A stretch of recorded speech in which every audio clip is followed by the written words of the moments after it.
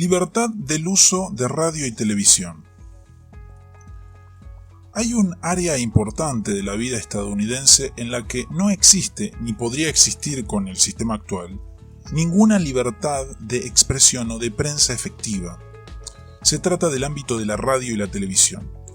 En esta área, el gobierno federal, en la Ley de Radiodifusión de 1927, cuya importancia fue crucial, nacionalizó las ondas aéreas, asignando la propiedad de todas las emisoras de radio y de todos los canales de televisión. Después tuvo la audacia de otorgar licencias a su voluntad o placer para la utilización de los canales a diversas estaciones privadas. Por un lado, las estaciones, como reciben licencias gratuitas, no tienen que pagar por el uso de las escasas ondas aéreas, como sucedería en el mercado libre. En consecuencia, reciben un enorme subsidio que desean mantener.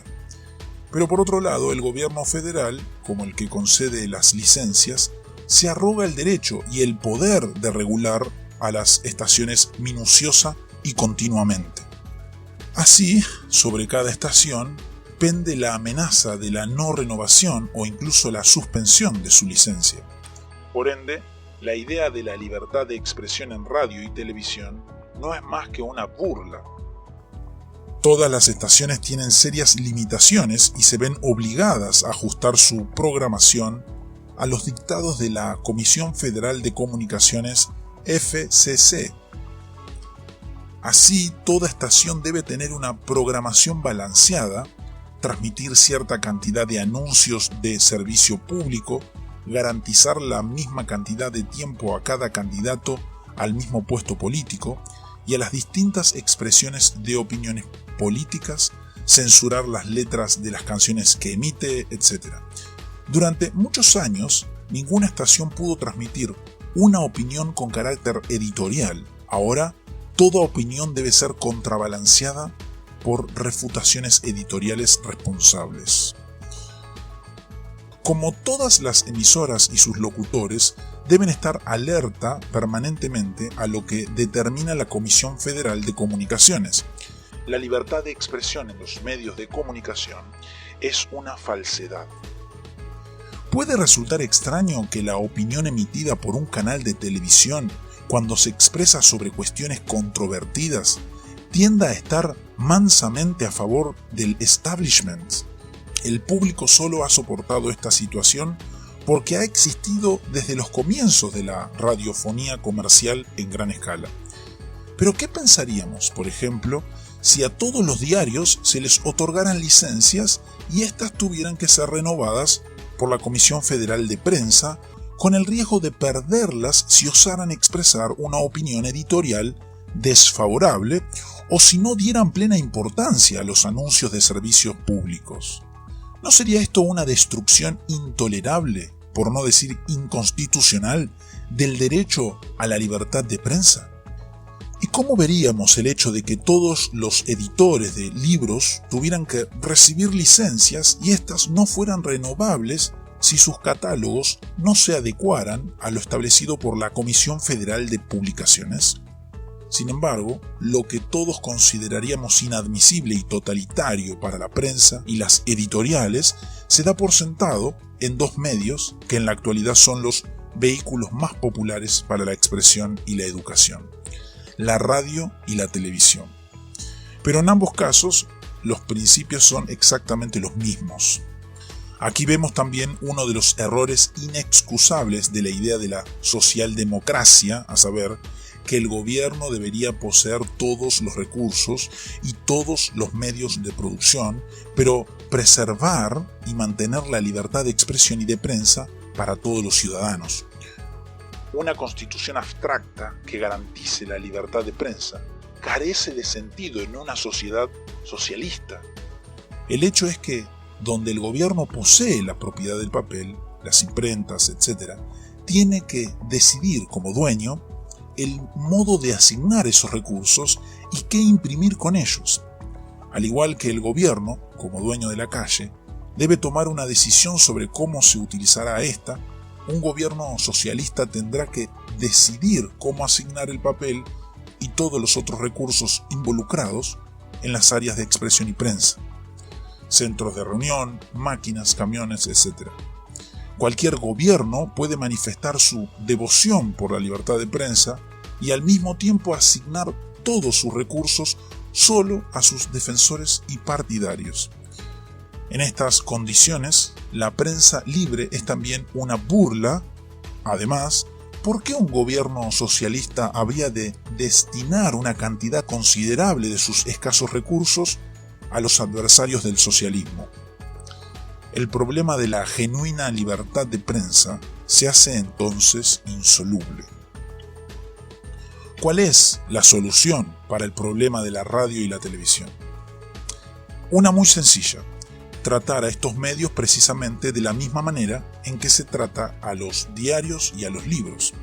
Tanto para el libertario como para el ciudadano fiel a la Constitución estadounidense, el gobierno federal debería renunciar completamente a cualquier rol o interferencia en todos los medios de expresión.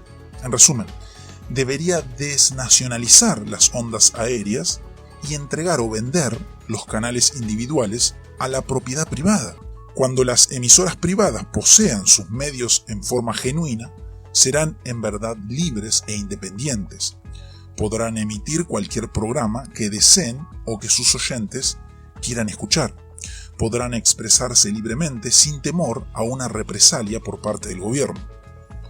También serán capaces de vender o alquilar las ondas a quien deseen, y de esa manera los usuarios ya no estarán subsidiados artificialmente. Además, si los canales de televisión son libres, de propiedad privada e independiente, las grandes cadenas ya no podrán presionar a la FCC para que proscriba la eficaz competencia de la televisión paga. Esta no ha podido tener una posición firme únicamente debido a su proscripción por parte de la FCC. La TV gratuita, por supuesto, no lo es verdaderamente. Los programas son pagados por los anunciantes y el consumidor paga cubriendo los costos publicitarios con el precio de los productos que compra. Uno podría preguntarse cuál es la diferencia para el consumidor entre pagar los costos publicitarios en forma indirecta o pagarlos directamente por cada programa que compra. La diferencia radica en que estos consumidores no son los mismos ni de los mismos productos. El anunciante televisivo, por ejemplo, siempre está interesado en, primero, captar el mayor mercado posible de espectadores y segundo, captar a esos espectadores particulares que serán más susceptibles a su mensaje. Por eso todos los programas están adaptados al mínimo denominador común en la audiencia y en particular a aquellos espectadores más susceptibles al mensaje. Es decir, los que no leen diarios ni revistas para que el mensaje no duplique los avisos que se ven en ellos. En consecuencia, los programas de la TV abierta tienden a ser faltos de imaginación, insustanciales y uniformes. La TV paga significaría que cada programa buscaría su propio mercado y se desarrollarían muchos mercados especializados para muchas audiencias especializadas, así como se han desarrollado en el campo de la publicación de revistas y libros. La calidad de los programas sería mayor y la oferta mucho más variada. De hecho, la competencia de la televisión paga debe ser una amenaza potencial muy grande para que las cadenas hayan presionado durante años con el fin de reprimirla. Pero por supuesto, en un mercado verdaderamente libre, ambas formas de televisión, como también la TV por cable y otras formas que ni siquiera podemos imaginar, podrían competir y de hecho lo harían. Un argumento común contra la propiedad privada de los canales de televisión es que son escasos y por lo tanto deben pertenecer al gobierno y ser parcelados por él. Para un economista el argumento es absurdo. Todos los recursos son escasos. De hecho, todo lo que tenga un precio en el mercado lo tiene precisamente porque es escaso. Debido a esa escasez, tenemos que pagar una cierta cantidad por un pan, por un par de zapatos, por una prenda de ropa. Si estas cosas no fueran escasas, sino superabundantes como el aire, serían gratuitas y nadie tendría que preocuparse por su producción y asignación. En el ámbito de la prensa, el papel es escaso. Las máquinas impresoras y los camiones son escasos, etc. Cuanto mayor sea su escasez, más alto será su precio y viceversa. Además, y también en la práctica, hay muchos más canales de televisión disponibles que los que ahora están en uso. La temprana decisión de la FCC de obligar a las estaciones a utilizar la banda VHF en lugar de la UHF generó una escasez de canales mucho mayor que la que tenía que haber. Otra objeción común a la propiedad privada de los medios de comunicación masiva es que las estaciones privadas interferirían sus transmisiones y que una interferencia extendida virtualmente impediría oír o ver cualquier programa. Pero este argumento a favor de la nacionalización de las ondas aéreas es tan ridículo como lo sería sostener que, como la gente puede conducir sus autos pasando sobre las tierras de otras personas, todos los autos o la tierra deberían ser nacionalizados. En ambos casos, el problema debe ser resuelto por las Cortes de Justicia, que tienen que demarcar los títulos de propiedad de manera lo suficientemente cuidadosa como para que cualquier violación de la propiedad de otro pueda ser detectada y su autor sometido a juicio. En el caso de los títulos de propiedad, este proceso es lo suficientemente claro, pero lo cierto es que los tribunales pueden aplicar un mecanismo similar para delimitar los derechos de propiedad sobre otras áreas, sea en las ondas aéreas, en las aguas y en los yacimientos petrolíferos. En el caso de las ondas aéreas, la tarea consiste en encontrar la unidad tecnológica, es decir, el lugar de transmisión, la distancia a que llega la onda y el ancho de banda de un canal libre, y luego asignar derechos de propiedad a esa unidad particular.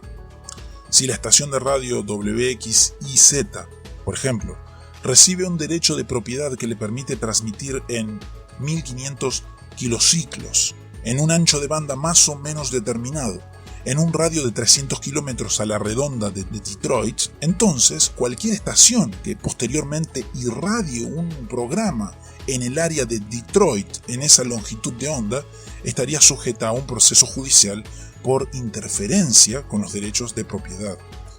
Si los tribunales cumplieran su tarea de delimitar y defender los derechos de propiedad, no existiría razón alguna para esperar violaciones continuas de esos derechos en esta área más que en cualquier otra. La mayoría de las personas cree que esta es precisamente la razón por la que fueron nacionalizadas las ondas aéreas, que antes de la ley de radiodifusión de 1927, las estaciones interferían entre sí, la situación se tornó caótica y el gobierno federal se vio obligado a intervenir para poner orden y hacer viable la industria de la radiodifusión. Pero estos no son los hechos, sino simplemente una leyenda histórica. Lo que ocurrió fue precisamente lo contrario, dado que cuando comenzaron a producirse las interferencias, las partes perjudicadas iniciaron acciones judiciales contra los agresores y los tribunales empezaron a poner orden en el caos, aplicando con mucho éxito a esta nueva área tecnológica la teoría de los derechos de propiedad del Common Law, derecho común, que en diversos aspectos es semejante a la teoría libertaria. En resumen, las cortes estaban comenzando a asignar derechos de propiedad sobre las ondas aéreas a quienes tenían su posesión previa.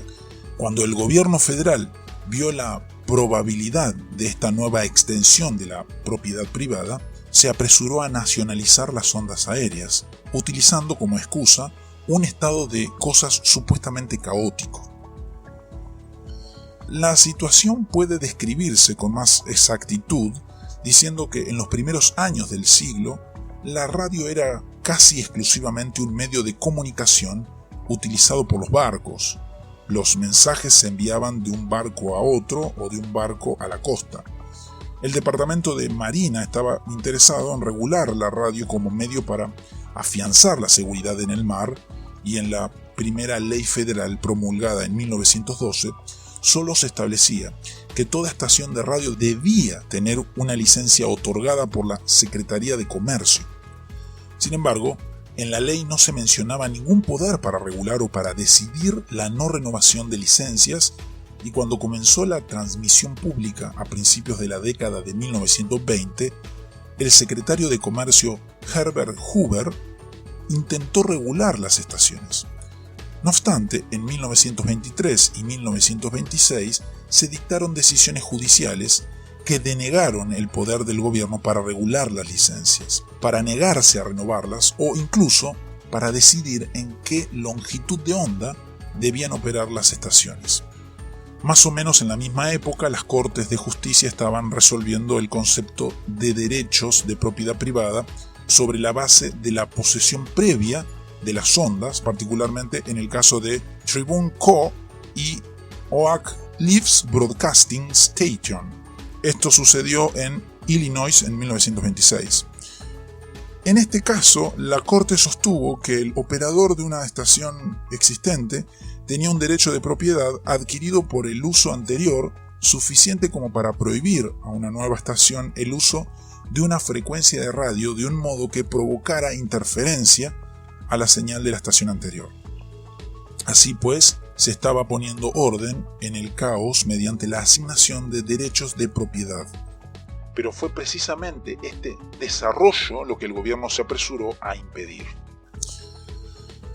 La decisión de Zenit de 1926, que desestimaba el poder del gobierno para regular o para no renovar licencias y que obligaba al Departamento de Comercio a otorgar licencias a cualquier estación que lo solicitara, produjo un gran desarrollo en la industria de la radiodifusión. En los 9 meses posteriores a la decisión se crearon alrededor de 200 emisoras nuevas.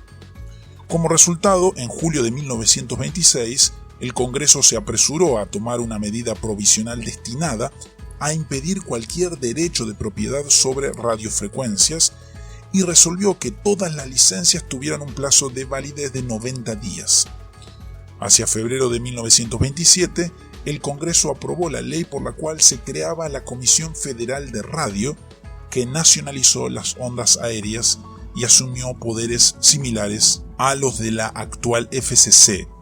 H.P. Warner, historiador especializado en cuestiones jurídicas, demuestra que el objetivo de los sagaces políticos no era evitar el caos, sino impedir la propiedad privada de las ondas como solución del caos.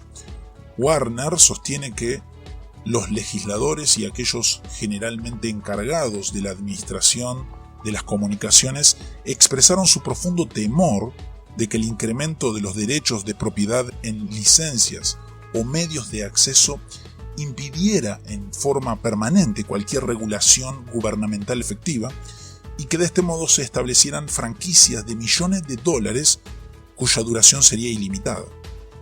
El resultado final, sin embargo, fue el establecimiento de franquicias igualmente provechosas, pero en forma monopólica, mediante la generosidad de la Comisión Federal de Radio, la FRC, y luego de la FCC, en lugar de hacerlo a través de la posesión previa competitiva. Entre las numerosas violaciones directas de la libertad de expresión perpetradas por el poder licenciatario de la FRC y de la FCC, bastará citar 2 casos. Uno de ellos tuvo lugar en 1931 cuando la FRC le negó la renovación de la licencia al señor Baker, quien operaba una estación de radio en Iowa. Al hacerlo, la comisión expresó: esta comisión no representa a las asociaciones médicas y a otras partes que no le agradan al señor Baker. Sus supuestos pecados pueden tener a veces importancia suficiente como para ser puestos en conocimiento del público mediante la emisión radiofónica de la manera correcta. Pero este expediente revela que el señor Baker no lo hace de una manera muy magnánima. Demuestra que en forma continua e irregular se entrega a su pasatiempo favorito, sacando al aire sus ideas sobre la cura del cáncer y sus gustos y aversiones hacia ciertas personas y cosas. Con toda seguridad, el uso apropiado de una licencia de transmisión no implica abrumar con todo esto a los oyentes. Muchas de sus manifestaciones son vulgares, cuando no verdaderamente indecentes. Por cierto, no resultan edificantes o entretenidas. ¿Podemos imaginarnos el escándalo que se produciría si el gobierno federal mandara a la quiebra a un periódico o a una editorial sobre la base de argumentos como estos? Recientemente la FCC amenazó a Radio KTRG, una importante emisora de Honolulu, Hawái, con no renovarle la licencia. La radio KTRG había estado transmitiendo programas libertarios durante varias horas por día durante aproximadamente 2 años. Por último, a fines de 1970, la FCC decidió iniciar prolongadas audiencias tendientes a no renovar la licencia de la emisora. El costo previsto obligó a los dueños a cerrar la estación en forma permanente.